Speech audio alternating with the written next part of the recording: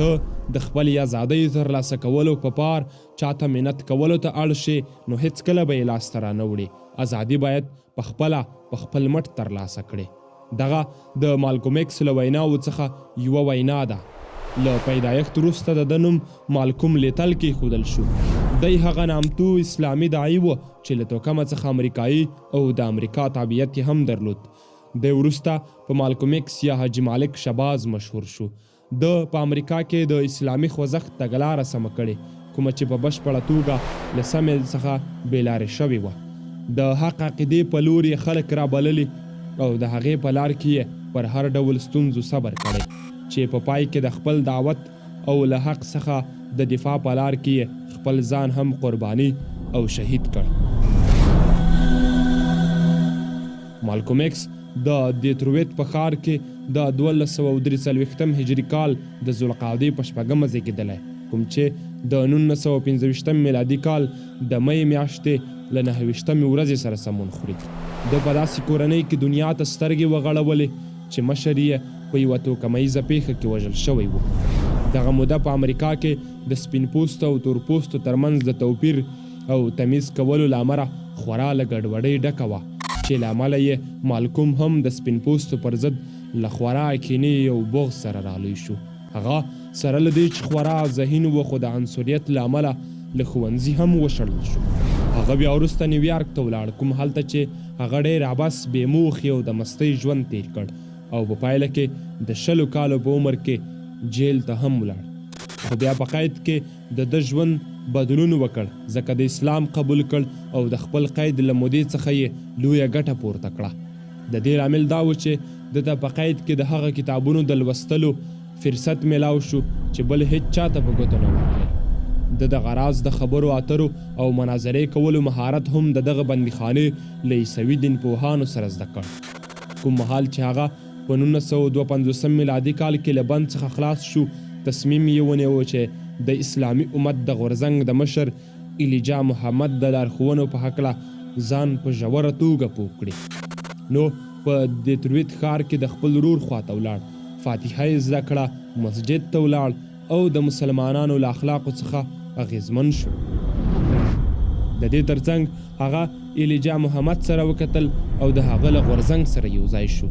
د نوموړي دغه خوځښت دغه مهال له ډېرو عقیدوي انحرافاتو څخه ډک و د کوم په پایله کې چې ایلیجا محمد د نبوت دعوه هم وکړه. مالکوم ایکس یو څه موده د موټرو د جوړښت په شرکت یعنی فورد کې هم کار وکړ خو بیا یې پرېښود او یو دین پوه جوړ شو. د ده ځانګړنه دا وه چې له خلکو سره په هغه ژبه غږېده په کومه چې پوهېده نو له امله یې ډېر تور پوستې په سمه لار شول. دی لوی ښارونو ته د دعوت په پار ولاړ خو د ده تر ټولو ستر پام د اسلامي امت د غورځنګ په لور وه. د هر کار کولو وړاندې به دا فکر کوو چې دغه کار به یې په غورځنګ څه ډول اغېز ولري. له دې وروسته بیا داسې پیښه رامنځته شوه چې د مالکوم ایکس ژوند یې بیخي له بیخه بدل کړ. کله چې هغه په 1960 میلادي کال کې حج ته ولاړ کوم چې د 1409 هجري کال سره سمون خوري او هلته یې له علماو او مشایخو سره ولیدل. د له شاه فیصل سره هم وکتل کوم چا چې ورته هغه مهال وویل د اسلامي امت غورځنګ د خپلو بېلارو عقیدو له امله له اسلام څخه خارج دی. هغه له دې وروسته د لا ډېر علم ترلاسه کولو لپاره نور اسلامي هیوادونو ته ولاړ چې په دې ترڅ کې هغه مصر، حجاز او سودان ته ولاړ. دغه راز د ازهر له شیخ او د مصر له مفتي حسنین مخلوف سره یې هم وکتل.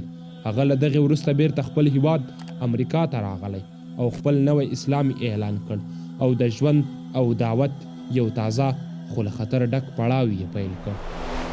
کوم مهال چې هغه امریکا ته راستون شو نو د اسلامي عنصري غورځنګ له بنسټونو یې خپل برأت اعلان کړ. دغه راز هڅه یې وکړه چې د دغې خوځښت مشر ایلیجا محمد قانع کړي او بیت الله ته یې د حج کولو بلنه هم ورکړه. خو نوموړی ده ته ډېر غوسه شو او له خپل غورځنګ څخه یې جلا وباله او په پای کې یې له خپل غورځنګ ځنې وشاړه. بیا مالکوم خپل یو ټولګی جوړ کړ چې د اهل سنت د ټولګي په نوم یې ونوماوه او صحیح اسلامي دین ته یې په سمه توګه دعوت پیل کړ. هغه د خپل ځان په اړه وایي زه له اسلام پرته هیڅ هم نه وم. هغه د تیر په څیر په پوره لیوالتیا سره تورپوستي مسلمانان او نور خلک صحیح اسلام ته رابلل پیل کړل چې بیا د ده اتباع ډیر شول په کومو کې چې تورپوستو اکثریت درلود. د ده او د ایلیجا محمد ترمنځ شخړه راپورته شوه خو ده له اخطار او تهدیداتو څخه له ډار کولو پرته خپل دعوت ته دوام ورکړ تر څو د 1481 هجري کال د شوال 18 ورځ راورسېده کومه چې د 1965 کال د فبروري د 21 ورځې سره سمون خوري.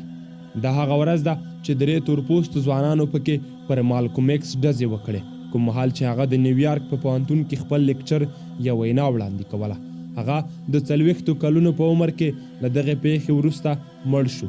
د ده د ترور کولو پیښه د اسلامي امت د غورځنګ په مسیر کې د بدلون د پیل ټکی شو چې ډېرو اتباعو یې د دغې پیښې له امله دا خوځښت پرېښود او د اهل سنت له جماعت سره یو ځای شول او له دغې وروسته یې بیا حق دین وپېژانده.